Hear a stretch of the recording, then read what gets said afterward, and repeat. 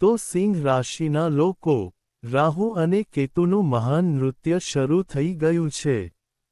હવે તમે આ 5 ભયંકર આંચકાઓનો સામનો કરવાના છો.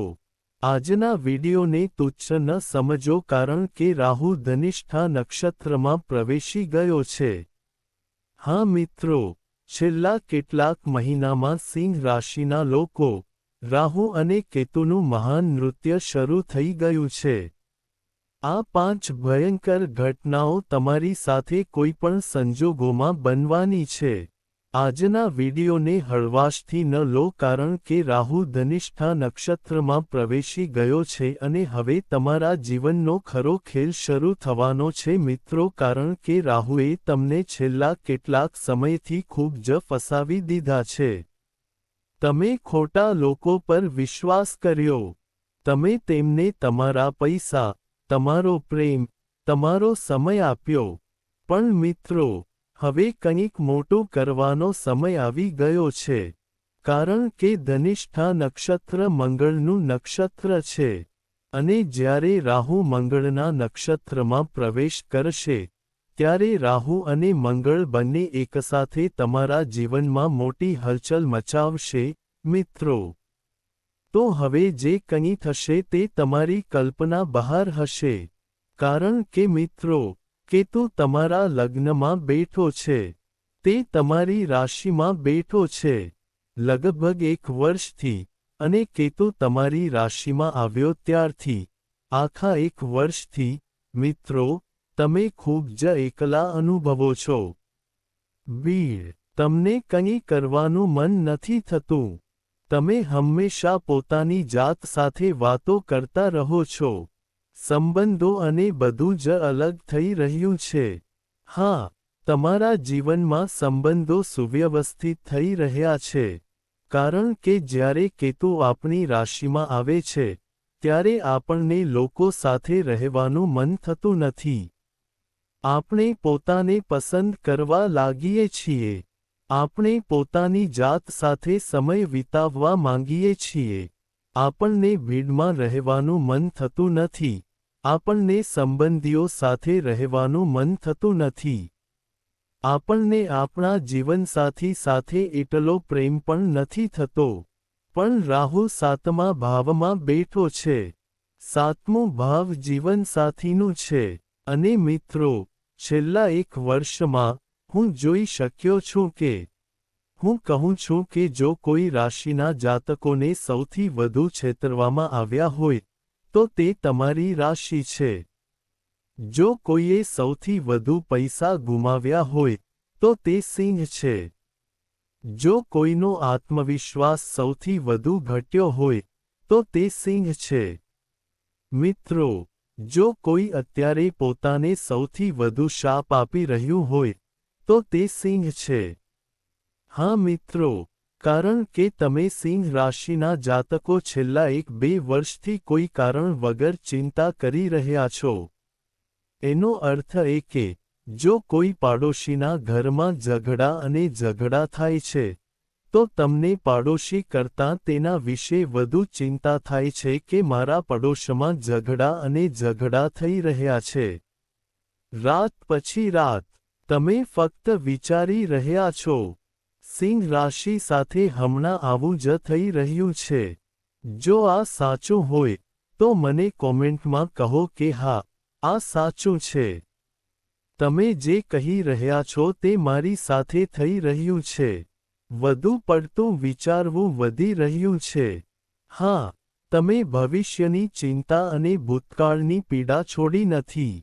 તમે વર્તમાનમાં કેવી રીતે જીવવું તે લગભગ ભૂલી ગયા છો.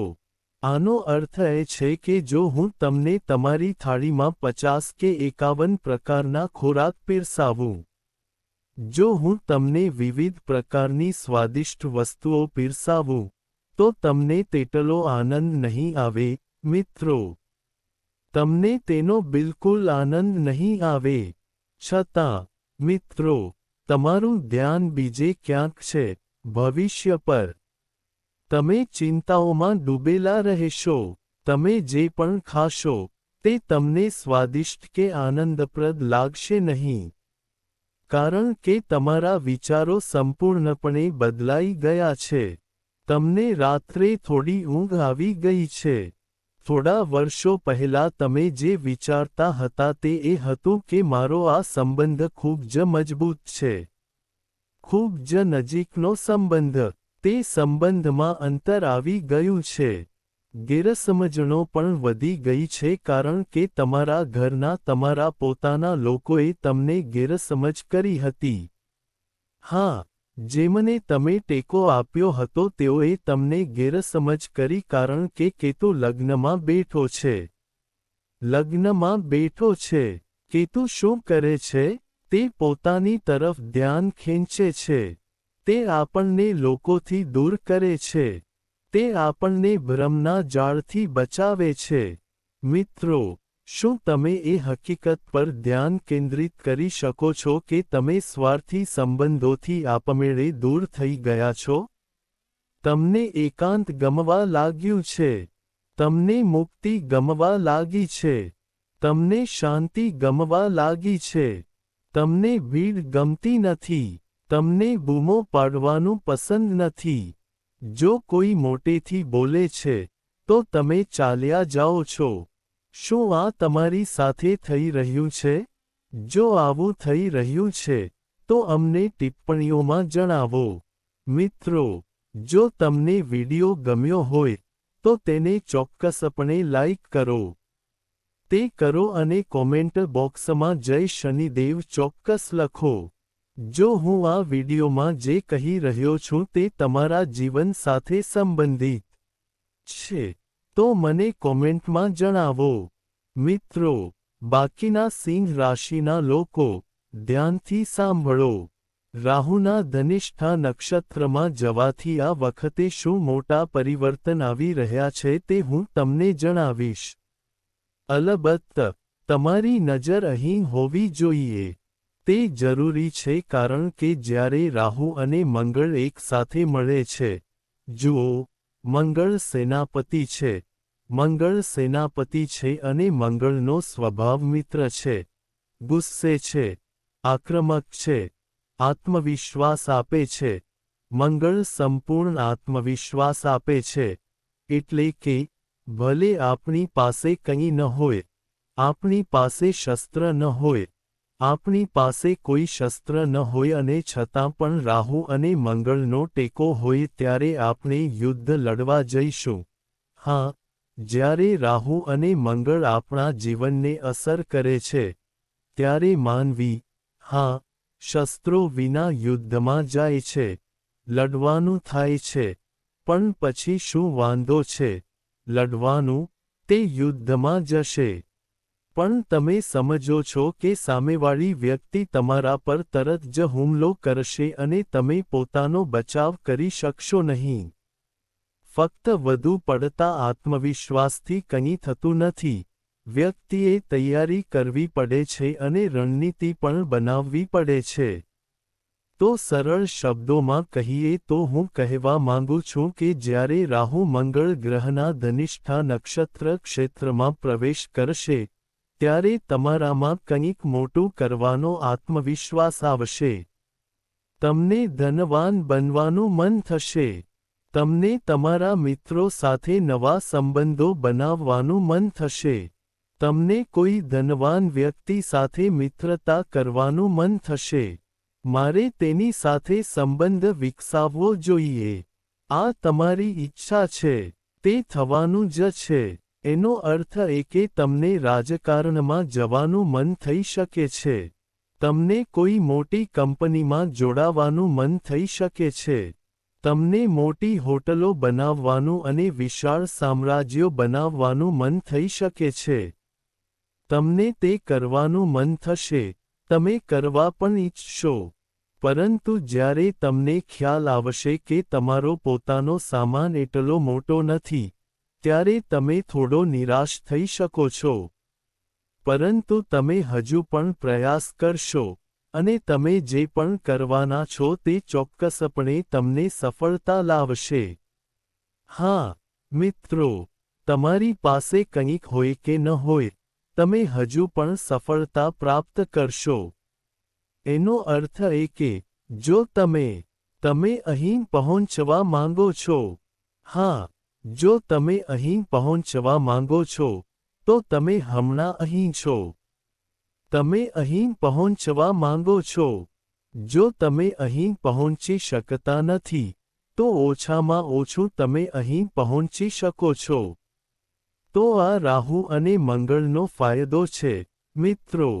હા, જો તમને જે જોઈએ છે તે ન મળે, તો તમને ચોક્કસપણે થોડું ઓછું મળશે. આ તમારા માટે શ્રેષ્ઠ છે. હવે ધ્યાનથી સાંભળો. રાહુની દ્રષ્ટિ 5મા, 7મા અને 9મા ભાવ પર છે. મિત્રો, રાહુની 5મી દ્રષ્ટિ તમારા આવક ઘર પર પડી રહી છે. તે ક્યાં પડી રહી છે? આવક ઘરમાં, આપણા નફા ઘરમાં. તો વ્યક્તિ નફો કમાવવા માટે, પૈસા કમાવવા માટે કામ કરે છે. કારણ કે રાહુ અને મંગળ તમારા આત્મવિશ્વાસમાં વધારો કરવાના છે, મિત્રો. તમને શેર માર્કેટિંગ, જુગાર અને સટ્ટામાં થોડા વધુ રસ પડશે. કારણ કે રાહુ શું કરે છે?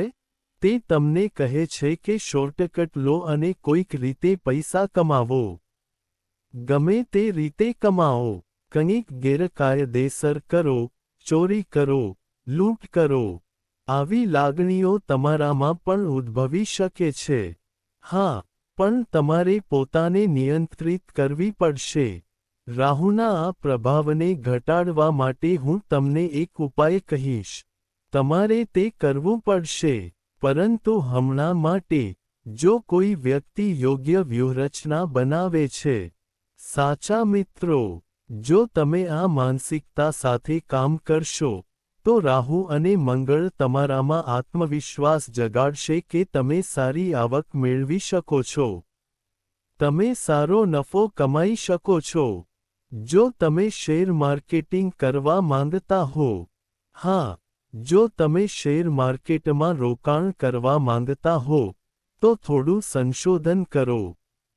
ઊંડાણપૂર્વક વિચારો.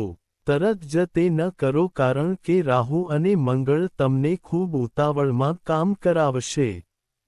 તમે હઠીલા બની શકો છો.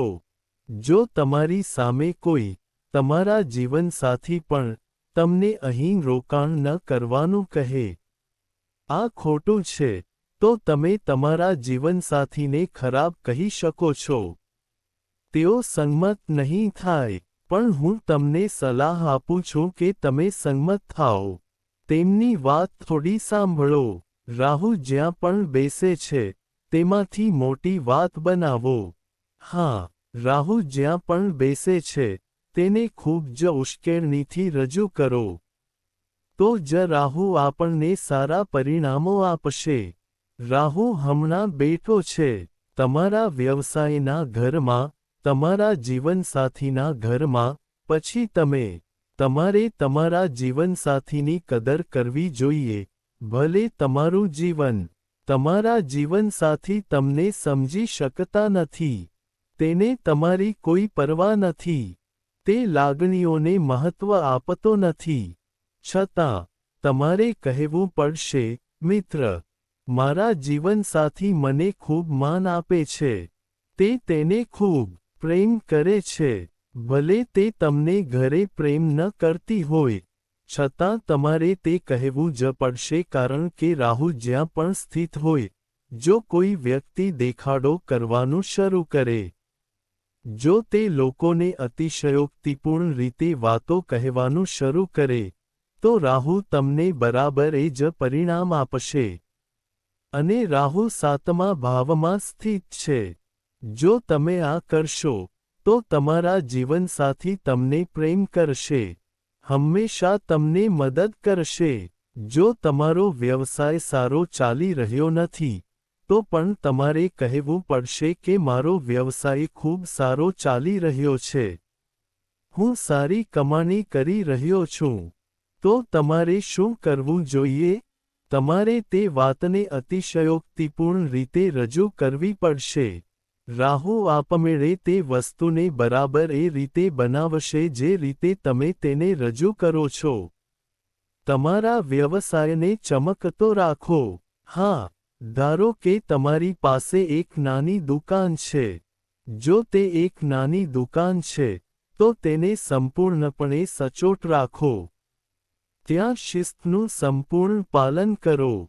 તેને અતિશયોક્તિપૂર્ણ રીતે રાખો. જો તમારા ગ્રાહકો તમારી દુકાન પર આવે છે, તો તેમને બધું સારી રીતે રજૂ કરો. આ સિવાય, મિત્રો, મેં તમને કહ્યું હતું કે રાહુનું દૃષ્ટિકોણ નફાના ઘરમાં છે, તેથી તમારે નફો કમાવવાનો છે. જો તમારે કમાવવું હોય, તો થોડી વ્યૂહરચના બનાવો. તમે સારી રીતે નફો કમાઈ શકો છો. તમે કરી શકો છો. તમે શેર માર્કેટિંગમાં નફો મેળવી શકો છો. પરંતુ ધ્યાનમાં રાખો કે તમારે રાહ જોવી પડશે અને ધીરજ રાખવી પડશે અને પહેલા દરેક વસ્તુ વિશે જ્ઞાન મેળવવું પડશે. તમારે પહેલા બધું જ સંશોધન કરવું પડશે. તમારે તે સંદર્ભમાં તમારું રોકાણ કરવું પડશે. આ ઉપરાંત, મિત્રો, રાહુનું દૃષ્ટિ 7મા ભાવ પર છે. 7મો ભાવ તમારા લગ્ન પર બરાબર પડી રહ્યું છે. હા, મિત્રો, રાહુનો પણ અહીં પ્રભાવ રહેશે.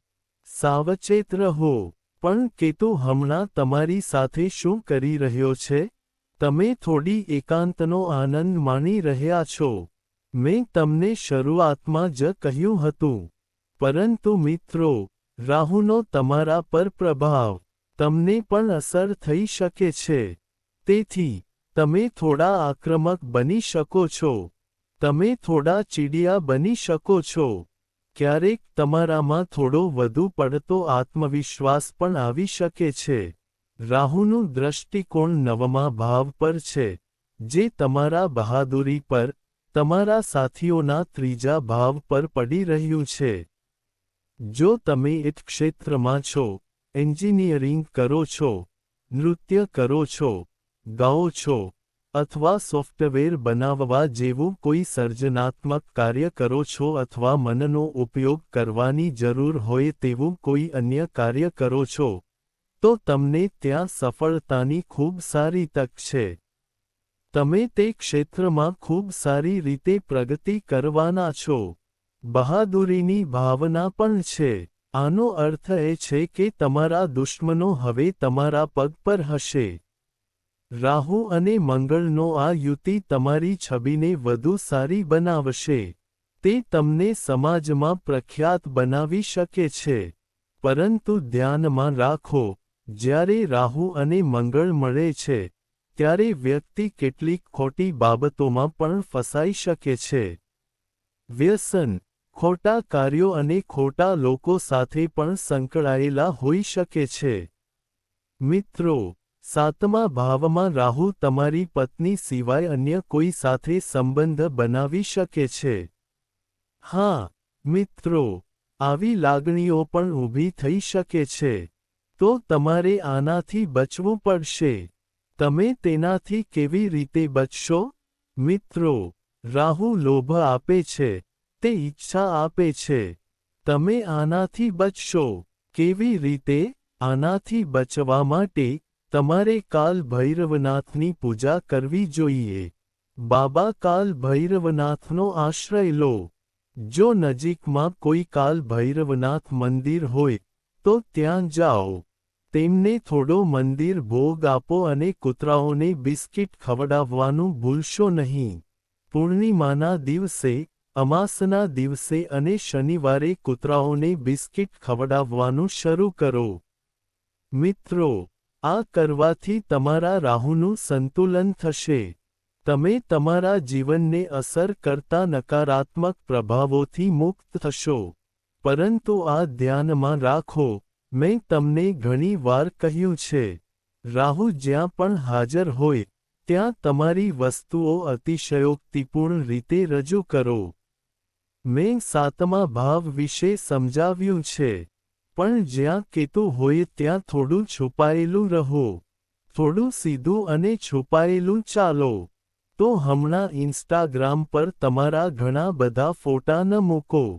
સોશિયલ મીડિયા પર તમારી જાતને વધુ પડતો દેખાડો ન કરો. તમારા પોતાના, એટલે કે જ્યાં કેતુ હોય ત્યાં, તો અત્યારે શું પરિસ્થિતિ છે કે તમે આખા બજારમાં થોડી પાપ રાશિમાં, એટલે કે નીચલા ટી શર્ટમાં ફરો છો. મિત્રો, તમને હમણાં સારા કપડાં પહેરવાનું મન નથી થતું. ક્યારેક તમે સ્નાન કરવાનું પણ બંધ કરી દેશો. તમે આવા બની જશો. કેતુ ત્યાં છે, મિત્રો. પણ ધ્યાનમાં રાખો કે જ્યાં પણ આપણો કેતુ લગ્નમાં હોય, ત્યાં પણ જો તમે થોડું રહસ્ય રાખો છો, જો તમે ગુપ્ત રીતે કામ કરો છો, તો બધું સારું થઈ જશે. તો તમારા વિશે થોડું વધુ છુપાવો. તમારી વાતો કોઈને ન કહો. એનો અર્થ એ છે કે તમારી અંગત વાતો, હા, અંગત વાતો, એટલે કે જો તમે કોઈ સપ્લિમેન્ટ લઈ રહ્યા છો, પ્રોટીન પાવડર પી રહ્યા છો, તો કોઈને ન કહો કે હું પ્રોટીન પાવડર પી રહ્યો છું. જો તમે જિમમાં જઈ રહ્યા છો, તો કોઈને ન કહો કે હું જિમમાં જઈ રહ્યો છું. જો તમે ત્વચા સંભાળ કરી રહ્યા છો, તો કોઈને ન કહો કે હું ત્વચા સંભાળ કરી રહ્યો છું.